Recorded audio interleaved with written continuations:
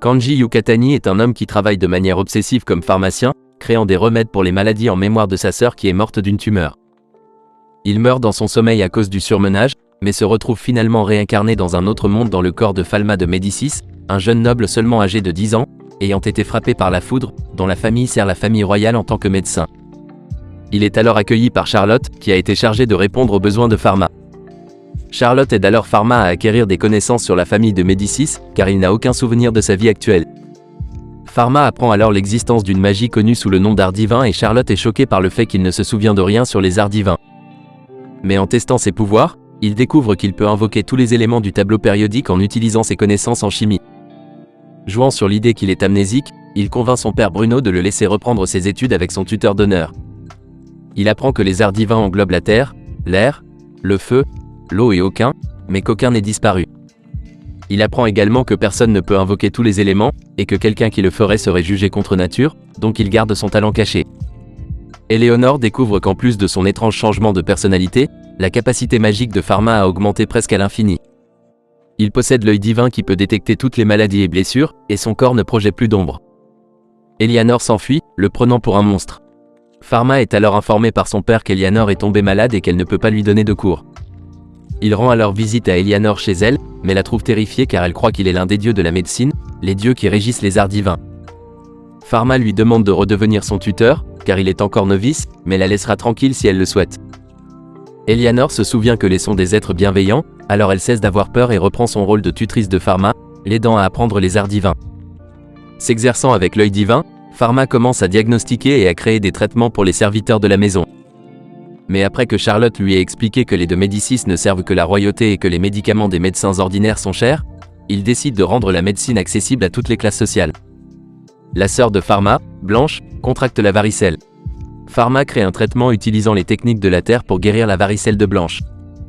Mais comme personne dans ce monde ne connaît ces traitements, il fait promettre à Blanche de garder le secret. Bruno est surpris de la guérison rapide de Blanche, mais ne semble pas se méfier. Pour mieux utiliser son œil divin, Pharma crée un microscope de poche. Bruno demande à Pharma de le rejoindre pour soigner l'impératrice elle-même. Pharma et Bruno rendent visite à l'impératrice Elisabeth, et Bruno conclut que l'état de santé d'Elisabeth sera bientôt fatal. Pharma utilise secrètement l'œil divin et diagnostique la mort blanche, il affirme donc à Elisabeth devant tous ses médecins qu'il peut la sauver. Bruno, furieux, affirme qu'il n'existe aucun remède contre la mort blanche, et Pharma révèle que Bruno est également atteint de la mort blanche dans ses premiers stades. Bruno attaque Pharma, mais Pharma l'arrête avec un mur de glace, révélant ses pouvoirs. Bruno réalise que Pharma n'est pas le fils qu'il a connu et est convaincu que les Panictéos, dieux de la médecine, lui ont envoyé des révélations médicinales. À l'aide de son microscope de poche, Pharma prouve aux médecins de la cour qu'Elisabeth a de minuscules créatures dans ses poumons et explique l'existence des bactéries.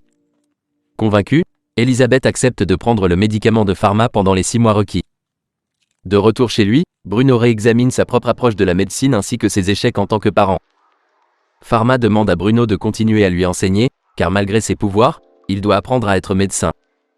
Surpris, Bruno accepte que Pharma soit toujours son fils et prend le médicament pour guérir sa propre tuberculose. Le traitement d'Elisabeth par Pharma est salué comme un miracle, mais Bruno prévient que son savoir pourrait être considéré comme une hérésie et que quelqu'un pourrait avoir infecté Elisabeth volontairement.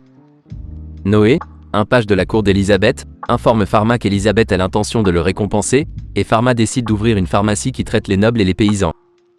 Elisabeth craint d'être inapte à gouverner jusqu'à ce que Pharma la convainque qu'on a encore besoin d'elle. Quelques mois plus tard, alors qu'Elisabeth est complètement rétablie, Bruno se voit attribuer de nouvelles terres et Pharma est promu pharmacien royal et autorisé à ouvrir une pharmacie dans la capitale. Pharma conçoit sa pharmacie idéale, mais en se parlant à lui-même et en raison d'autres erreurs de communication, la pharmacie est accidentellement nommée pharmacie du monde parallèle.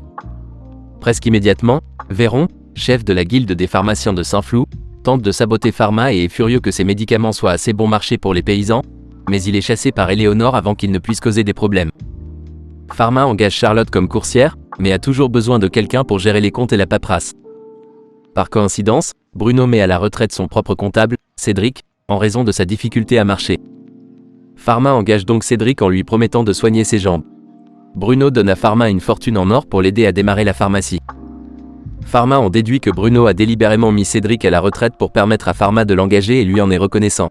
Au cours de son premier mois, Pharma n'a qu'un seul client, un marin nommé Jean qui achète des bonbons pour soigner le scorbut. Bruno et Béatrice, la mère de Pharma, lui rendent visite et Béatrice suggère de vendre des produits cosmétiques, mais Bruno s'oppose catégoriquement à la poudre pour le visage car les dames qui l'utilisent meurent invariablement jeunes. Pharma est impressionné que Bruno l'ait remarqué, car le maquillage primitif contient souvent du plomb, toxique lorsqu'il est appliqué sur la peau. Pharma reçoit soudain une cliente, la noble Chloé de Châtelain. Il lui diagnostique une anémie causée par une saignée, un procédé primitif pour rendre la peau plus pâle. Pharma crée un maquillage non toxique qui hydrate et prévient les coups de soleil, ce dont Chloé est ravie. Pharma est bientôt submergé de clients qui cherchent désespérément un maquillage de qualité noble à un prix abordable. Chloé est si reconnaissante qu'elle propose de financer une boutique séparée consacrée uniquement aux cosmétiques, avec Pharma comme responsable et du personnel composé de jeunes pharmaciennes qui ont toutes perdu leur emploi parce qu'elles ont eu des enfants. Pharma instaure une politique de congé de maternité, ce qui lui vaut la loyauté immédiate de ces dames. Elisabeth est fascinée par le nouveau maquillage, en particulier le brillant à lèvres, et fait voter une loi interdisant la vente de maquillage à base de plomb. Elle lui conseille également de vendre ses recettes de maquillage aux boutiques nobles que sa nouvelle loi va mettre en faillite, et d'augmenter légèrement le prix de ses médicaments afin de ne pas mettre en faillite les pharmaciens les plus communs par erreur. Ces deux conseils, Pharma se rend compte qu'il aurait dû y penser lui-même. Pharma et sa famille visitent les nouvelles terres de Bruno, le duché de Marsaras, qui comprend des ports et des terres agricoles. Sur la plage, Pharma se souvient de la plage au Japon avec sa sœur Kai. Blanche est soudainement emportée par un fort courant d'eau. Pharma nage après elle et, dans son désespoir, active un pouvoir qui fend l'océan et lui permet de porter Blanche en sécurité le long du fond de l'océan. Éléonore est choquée car le pouvoir de Pharma était clairement un attribut négatif de l'art de la vigne. Il n'a pas déplacé l'eau, il l'a supprimée de l'existence, ce qui est impossible. Malheureusement, un témoin informe le Saint-Diocèse, et des ordres sont envoyés dans chaque temple pour localiser le garçon sans ombre et l'assassiner pour hérésie. Pharma retourne à sa pharmacie où deux prêtres le surveillent. Le lendemain matin, un cheval et une voiture font irruption dans la pharmacie, détruisent les médicaments et remplissent la boutique d'une profonde boue. Bruno soupçonne que quelqu'un s'en prend à la famille de Médicis. La pharmacie est touchée lorsque Jean et son équipe, reconnaissant pour ses bonbons anti-scorbutiques, arrivent pour aider à nettoyer avec d'autres propriétaires de magasins qui se portent volontaires en tant que bons voisins. Une femme arrive soudainement, prétendant que son père est malade. Pharma part pour le soigner, mais il est attiré dans un champ désert, où il est confronté à un enquêteur doucereux. Le grand enquêteur Salomon et ses collègues prêtres attaquent Pharma, croyant qu'il est un esprit maléfique sous une apparence humaine, mais Pharma repousse facilement leurs assauts magiques tout en les suppliant de ne vouloir faire de mal à personne. Dès qu'il voit la marque du dieu de la médecine sur lui, il l'interprète comme une incarnation de leur propre divinité.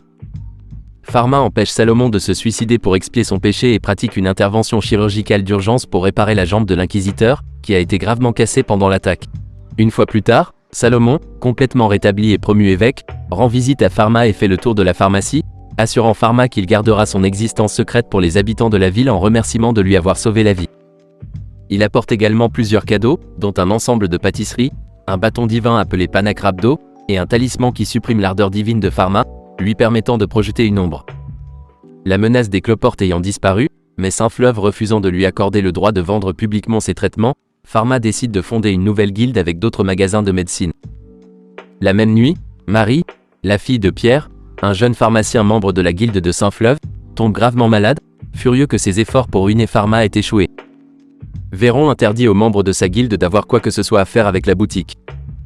Pierre ne parvient pas à trouver un médecin qui puisse aider Marie, jusqu'à ce que Pharma les invite dans sa pharmacie et donne à Marie, qui a contracté la grippe, d'excellents soins et des prix abordables malgré leur classe inférieure.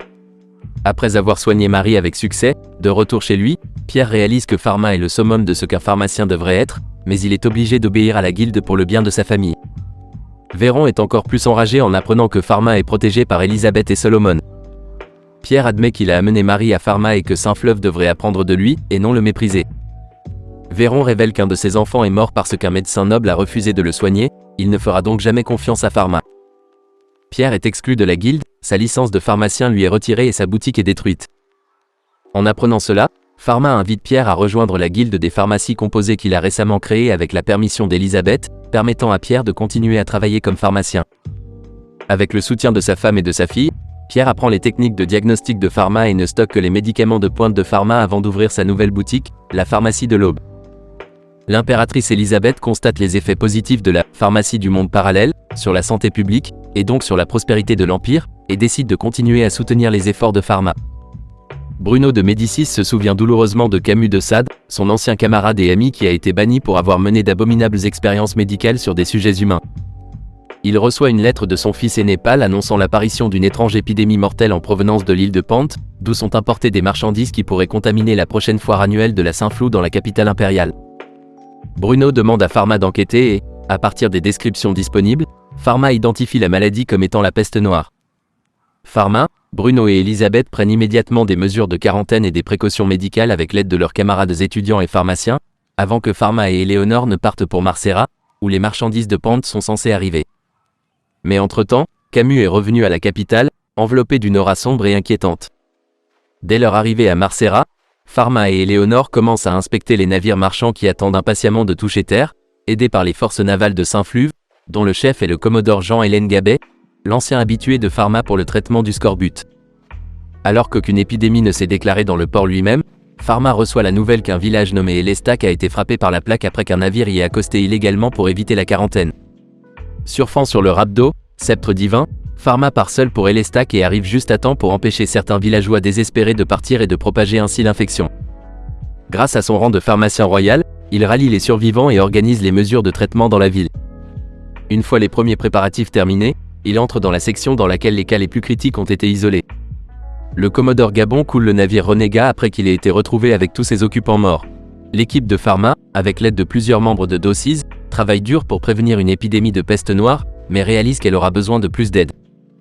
Le professeur Ruth Gaspard, spécialiste de la taxonomie des champignons et des micro-organismes à l'école impériale de pharmacie, est proche de sa retraite obligatoire.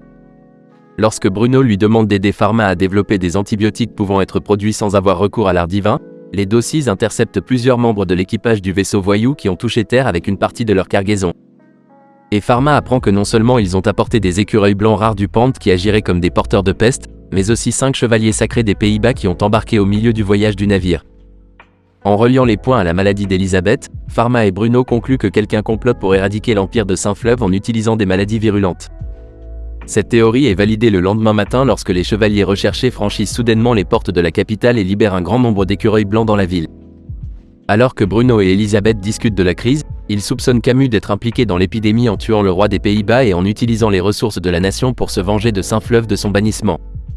L'évêque Salomon arrête les chevaliers ennemis, qui confirment l'implication de Camus, mais l'infection s'est rapidement répandue dans toute la ville car les écureuils porteurs de la peste peuvent voler. Pharma retourne à la capitale et retrouve son père, mais Camus s'infiltre dans la pharmacie du monde parallèle et poignarde Cédric avec une dague empoisonnée. Pharma et Bruno arrivent, et pendant que Bruno combat Camus, Pharma extirpe le poison de ses amis. Lorsque Camus vainc Bruno, Pharma se défend et utilise son art divin et le pouvoir du dieu de la médecine pour détruire Camus et le pouvoir démoniaque qui le possédait. Suite à cela, l'épidémie est rapidement réprimée et les succès de Pharma inspirent une avancée rapide de la recherche médicale. Le festival de la Saint-Fleuve se déroule comme prévu et la pharmacie du monde parallèle ouvre à nouveau ses portes.